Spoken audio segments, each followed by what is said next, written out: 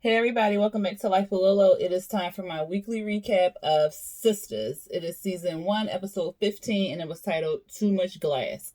Alright, again, I am late, child. You just don't know. I watched this episode on the BET app because I had so much stuff to do, so I was just kind of watching it in the background. So I kind of jotted down some notes. So please forgive me now if I forgot something because yeah, I mean it really wasn't all that interesting. It was kind of like clearing up some stuff. So I will not ramble on because I have another video I need to do for my craft channel before I call it quits tonight. And I have to get up early in the morning to work my regular job. Glad I get off early. Yay. But anyway, enough rambling. Here it goes. So it picks up where it left off last week with Zach walking in and seeing the preacher kissing Karen. So he in his feelings, of course. He like, what is he doing here? What is he doing here? What the is you doing here, man? Like, what are you doing here? And Karen like, you need to calm down, calm down. And he like, no, no, no. What is he doing here? Whatever like that. And she's trying to calm Zach down. The preacher like, you want me to leave? Like, what's going on? Like, what's wrong? Whatever like that. And Karen like, no, you calm down, or whatever like that. And she like, Zach, you need to calm down. This is my house or whatever. So then Zach getting all in his feels thinking she about to put him down. So he like, come with it, come with it, come with it, come with it. Tell me how you feel about me. Tell me how you feel about me. Do what you do, whatever. She like, what are you talking about? And so then Aaron, I think he was still asking if he wanted to leave or whatever. He was just being quiet. I don't know. But when Zach had said, oh, because did he say? Oh, because Zach started taking his no. They were still going back and forth with her like that, or Zach was still hype. And then he was like, well, what the F is he doing here? You up here kissing him in there. This how all this started.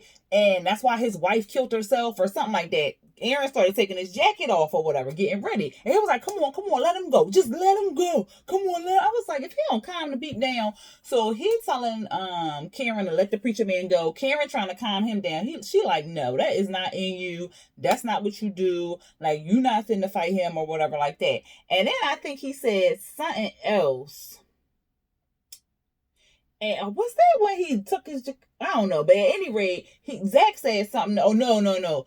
When he said something about the wife or something, or he said something about the wife again or whatever like that, and then the preacher man charged that Jack got him. He was bow. Then Zach got on top of him, bow. Then the preacher man got on top of him, boom. I think it was a fair fight or whatever like that. Karen finally got them two to stop fighting and stuff like that. Because Zach was apologizing at one point because he thought he had the upper hand, but the preacher man came back and was like, no. Aaron was asking Karen if he should go again because Karen was like, look, y'all doing too much up in my house. Y'all done tore my whole damn house up. You got to go. He was like, he was like, you want me to leave? And she was like, no, but you should. Zach, all in his feelings or whatever like that, he like, why was he here, whatever like that. And Karen was like, you was wrong. Like, why was you? He's talking about, but you was over there kissing old boy and stuff like that. And that's why his wife died. And she like, really? So somehow she went and got the 3 checks and came back and threw them at him or whatever like that. Talking about something, you need these more than I do or whatever. Because you about to have a baby on the way. And he's talking about, oh, now we're going to switch this up on me. First of all, you keep acting like you cleaning this. You're not cleaning this. She might have been kissing him. Well, she wasn't even kissing him. He reached in to kiss her. She ain't sleep with nobody. You slept with that girl. Like, he act like his hands is clean and he wearing the halo and everything like that. Like Zach, man of the year or something like that. She was like, boy, you need to just go and get your stuff, go on out of here, whatever like that. And he was like, well, I just want to say one more thing. If I walk out, I'm not coming back. She was like, okay, promise me or whatever. And he was like, how was this on me? How was this on me? Of course, he don't see nothing wrong that he did. He want to keep putting it on her, saying, she was like, because you slept with this girl and got her pregnant, right? He was like, we weren't together, whatever like that. And she was like, oh, but you went real quick to go sleep with her. Well, it ain't take you no time. And he was like, the only difference between me and you was that somebody died or something. She was like, oh, you was an ass. You got to go. And she was like, because he was sitting at the table. She was like, if you leaving, why you still here? Why I still hear you? He was like, you know what? I'm right. You right. You right. So then he get up. Then he throw down the TV talking about something. And I broke this. So he gonna break the TV. And then he left. Then we see Andy and what's that y'all name? Brie. They leaving Freddy's. They just jacking it up or whatever like that. Andy asked Brie about Calvin. Brie told her what happened, like what the whole setup between Maurice and Javier and Calvin and stuff. And Andy was like, "Girl, that was just wrong. Like you really shouldn't have did nothing like that." And she was like, "Yeah, I know, but he told me to lose his number and stuff." And she was like, "Well, maybe that's good." And then here go Brie. Maybe he was the one. I told y'all that they was not gonna let that go. I told y'all. I knew it. I knew it. And I'm like, how he the one? And he, whatever. The cute man from the bar, Preston. No, that's not his name. What's his name? The black guy. I don't know what his name was, but the cutie, the lawyer, the cute lawyer that was hitting on Andy. He come out asking them, do they need a ride and stuff. They like, no, we waiting for our ride share. First, Andy was like, well, how much you had to drink and stuff like that. He was like, well, it don't really matter because I got a whole driver right there. She was like, oh, a driver, okay. He was like, yeah, you want a ride? She was like, no, we got our ride share coming or whatever like that. So they getting the ride share. He tell her to call him, and she was like, maybe or something, or if I have to. He was like, what do that mean and whatever. She playing cute. She need to just go on, get that man her number, let him talk to her, and then they bow chicky wow wow. Okay? Move on from Gary, child. And whatever happened to the man that the grandma was trying to set her up with? He was cute too. He was weird. He had a story. I wonder if Tyler gonna bring him back to finish this story, because we ain't never hear about his story. But at any rate, we back at Karen's house. It's a knock on her door. It's Aaron. He came back to apologize, and he's saying that he in a weird space because his wife died. He don't really want to go home because, the kids there and stuff, and he don't really, have questions for him and stuff, because he's still trying to figure out why the hell she killed herself. And so she was like, well, I'm not, you can't stay here, whatever like that. You need to go. She was like, he said something like he was going to help her clean up or something. She was like, no, it's just too much glass, or maybe he asked to come in. I don't remember. But she was like, no, it's too much glass. And he was like, well, you can't stay there. You want to stay with me? And she was like, no, I'm going to stay at a friend house or whatever like that.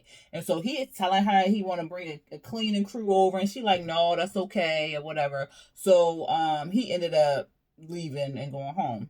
Then we see Danny, girl. She is getting it in with cute little Preston. Okay, and he got his cowboy hat on and the boots. Okay. But they getting it in. Here comes Zach. He busts all up in the door while they mid-stroke, okay? She like, the fuck, what are you doing? Preston like, oh my God, what's going on? Who is that? She like, that is nobody. That is nobody. Danny, of course, want to jump back on the rodeo or whatever like that, but he done lost his whole erection because he's still out there or whatever like that. She was like, I don't care. I'm still very horny. Like, let's get it going. So then, he was like, well, your friend looked like he needs you or whatever like that. So then she was just like, all right, whatever. And he was like, he would like to see her again.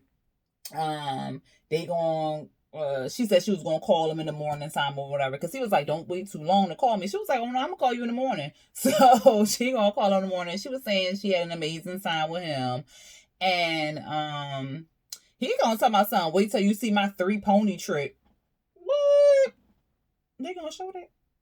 Curious. I know I ain't the only one. Okay. But anyway, he was like, next time he gonna cook or whatever like that. She was like, all right. So then they kiss and then they leave. Here comes Zach.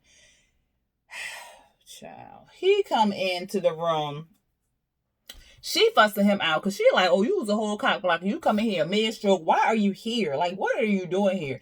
He was like, well, old dude was over there. She was like, what happened to your knuckles? He was like, well, She was like, don't tell me that you hit this woman or whatever like that. He was like, no, I don't even get down like that. She was there with old dude and she was kissing him and stuff like that. And I don't like that. And she was like, she said ain't nothing happened between them. And so she was like, well, how was the body language? He was like, what? Like, she was like, how was the body language? What was the body language about?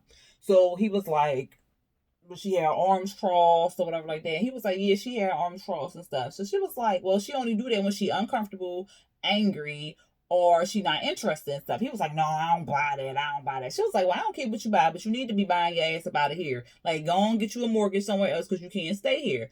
And he was like, no, come on, Danny, come on.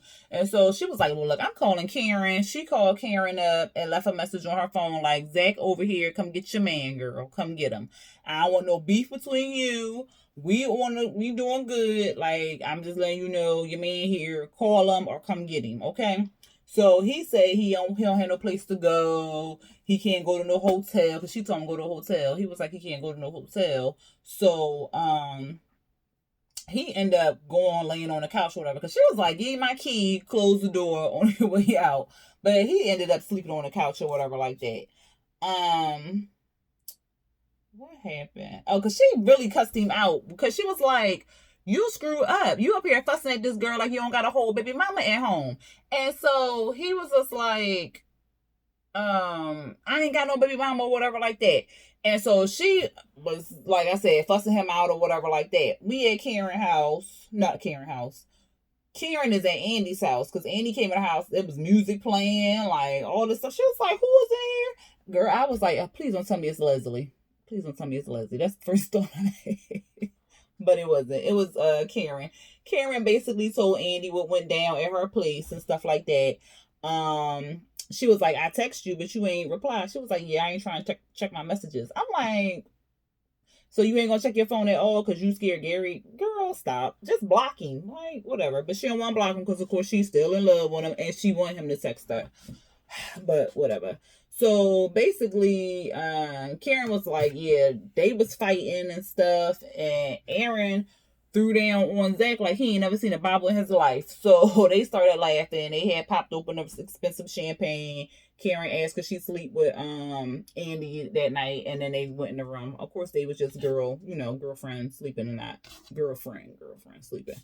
Anyway, we see Danny the next day. She slaps Zach awake with a damn pillow. And she's still heated about that mid-stroke child. Because the night before, she had to put her little kitty down with a vibrator or whatever like that. Because I'm telling you, it was mid-stroke. Like, Zach would have got hit more than a damn pillow. But at any rate, she like, you need to go. You need to go talk to Karen. And he like, no, I ain't talking to Karen. I ain't talking to Karen. And she was like, so you just going to be stupid and ignorant. Like, what is wrong with you? And so that's when she was like, you act like you ain't got a whole baby mama at home. I mean, baby mama. He was like, I don't have no baby mama. She was like, well, you about to in a couple months. And so then he's talking about the timeline. The timeline don't add up. They only had sex one time 3 weeks ago. And she was like, well, then that don't even make no sense because she might not even be pregnant already. So he was like, yeah, that's what I'm thinking. She was like, well, why are you stupid? You want to tell Karen and you ain't even do the timeline yet? And you ain't even find out a confirmation that the girl's pregnant? So he like, still, but she was still kissing the old boy. I said, well, he's so immature. Karen better not go back to him. She better not go back to him. Oh, but I think she is, because she just, yeah, child.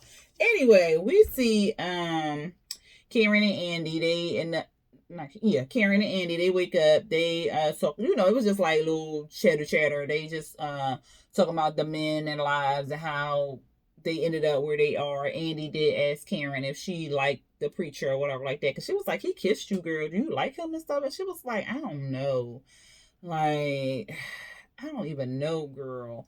And because he had ended up calling her phone twice, but Aaron be pressed, child. But what else happened? Oh, because they had to do this whole little immature thing where they was checking their phone at the same time because Andy clock by her bed, even though it's expensive as hell, ain't work. So then they checked the phone. She saw that Aaron text her twice, and Andy didn't get no messages or nothing like that. So she was like, well, you did get a call from Danny. And she was like, yeah, that means she took Zach back in. And she was like, well, at least she called you this time and let you know, which is true. Because this time she did let you know or whatever like that. She was like, yeah, I guess so. I guess she trying or whatever like that. Then we see Maurice. We at the bank. And he hung over. He hung over. He got his sunglasses on. He tiptoed in. He like, girl, your liquor. He was like, I drunk too much last night. And she was like, I know, because all my liquor gone. He was like, well, I'll replace it. Only the cheap shit, girl. And she was like, don't even worry about it. He was like, oh, you mad for real? For real? What happened? So then she tell him what happened with Calvin. Like, he told her to lose his number and stuff like that. And he was like, what? Maybe he's just overreacting, girl. She was like, no. I think that it's real this time and stuff. And so he was like, and she was like, well, it's all good because I don't really care about him, blah, blah, blah. So then he faked her out and was like, oh, well, there you go right there. She was like, what? Huh? He was like, yeah, I thought you was over him. If you was over him, why you pop up like that? So then she got on her feelings. Something, you think my relationship is funny? My single life is funny or something, she said. Then she go running into her office crying. He go follow her. And he like, girl, I am sorry, Brie. I am sorry, Sabrina. Sabrina, I am so sorry, or whatever like that. He was like, what is wrong with you, girl? She was like, nothing. He was like, well, you was sitting over here crying. What is going on? And so she was saying how she messed up and all this other stuff. And he was like, well, just call him up. Like, just call him and talk to him. And, like, what did he say? He said, just call him up. I'm sure he want to hear from you and all this other stuff. And then, he said something about the cheap alcohol again. And then she was like, she not going to call him because she don't really want to call him. She want to give him the space. And she said, because he was saying like, you didn't know or something. And she was like, well, I did ask him, was he gay? I did ask him several times. The man kept answering you over and over again, telling you that he wasn't gay. You ain't want to believe him. So now you believe him because he didn't want to sleep in the bed with Javier and all them. You should have believed him the first time, or just cut your losses. Like, y'all been dating for 2 days. Like, why is you so... Child, she must ain't never had no good day. Because she is stigmatized. Like, girl, child, ugh. So then he apologizes again. And then he was like, come on, bitch, come on. And so they go on and work, child. You know they don't know work. Anyway, we at the airport. Zach over there confronting that girl Helena. That girl crazy. I don't think she's pregnant. I do not think she's pregnant at all. She crazy. Somebody, I'm in love with you, Zach. He show up, picture on the phone, and was like, you see that right there? She was like, yeah, that's when we was together. That's the night we slept together and stuff like that. And he was like, yeah. So how many weeks was you? And she was like, I'm 4 weeks or whatever. Who told you it was 4 weeks? The doctor said I was 4 weeks. He was like, I need some receipts. I need to see what it is. She was like, I just want you to take care of your baby and stuff. I love you, Zach. Like, come on. Like, we need to be there. He was like, what you telling me I'm pregnant so I could tell her and she can leave me or whatever like that? And she was like, come on. Like, you should, what she said? She said something like, we need to be together. Some foolishness. And he was like, look, I need some receipts. Where to know that from the doctor? She was like, they don't give you no doctor's notes like that. I mean, they do write down that you're pregnant and stuff. So she could have produced that. But at any rate, he whips out a pregnancy test and take that girl to the damn bathroom. Talking about something, we gonna go to the potty. She start crying. I said, I know she lying. That test gonna come back negative, and he gonna be looking like a whole fool because now he done stepped in it. But then again, he's still gonna look like a fool because he coming at Karen on some stupid stuff, talking about she was kissing an old boy and hugged up on an old boy and keep accusing that girl of sleeping with him, and she didn't do anything. So Zach just need to be by himself. Next we get back at the bank.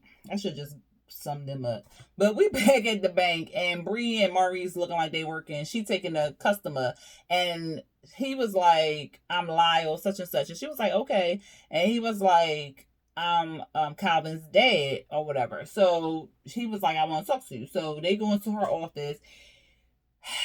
Child, he running down this whole background story on Calvin, how him and his husband